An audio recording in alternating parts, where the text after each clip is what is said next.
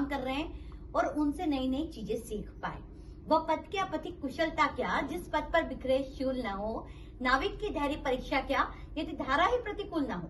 तो प्रतिकूल धाराओं के बीच भी अपनी जगह बनाना एक बड़ा काम होता है।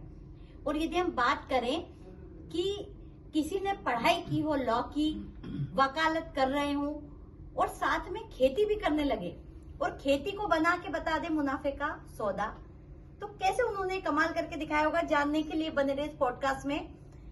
तो आज मैं मिलवा रही हूँ चंद्र प्रकाश जी से आपको, जो श्रावस्ती यूपी से हमारे साथ जुड़े हैं और काला नमक धान की खेती के मसीहा एक तरीके से। इतनी जबरदस्त खेती कर रहे हैं कि जो उत्तर प्रदेश को के जिस पूर्वांचल एरिया को जो काला नमक धान के लिए जाना जाता है, तो इनके जैसे किसानों की बदौलत ही वहां का काला नमक धान इतना प्रसिद्ध है।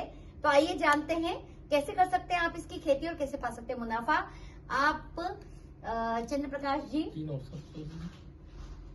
ये बताएं कि ये तो आज के टाइम में मल्टीटास्किंग करने के लिए कहा जाता है, लेकिन जब मल्टीटास्किंग करने की कोशिश की जाती है तो वो एक बड़ा टिपिकल टास्क हो जाता है कि हम एक काम करें दूसरा काम करें।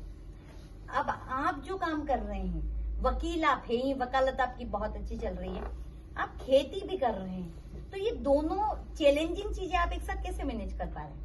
देखिए, अगर आदमी करना चाहे, जैसे आपने कि पति का जो कहा, तो ये कोई बहुत दूर की बात नहीं है। उसको हर आदमी जो जिसके अंदर दृढ़ इच्छा शक्ति है, जिसको कहते हैं विल पावर, अगर हमारे अंदर दृढ़ इच्छा शक्ति है कि मैं कुछ कर सकता हूँ, तो हर व्यक्ति कर सकता है उस काम को। और मैं काला नमक ही नहीं, और भी हमारे पास जो रकबे की खेती है, मैं उससे और भी धान की खेती करता हूँ। जैसे हमारे यहाँ 5204 सांभर है, जो वो पतला वो भी धान है, सेंट्रेड नहीं है लेकिन पतला धान है। मैं उसको भी काफी रकबे में, करीब 8 एकड़ रकबे में हम कर रहे हैं और उससे भी करीब 200-250 कुंटल का उत्पादन कर ले रहे हैं जी।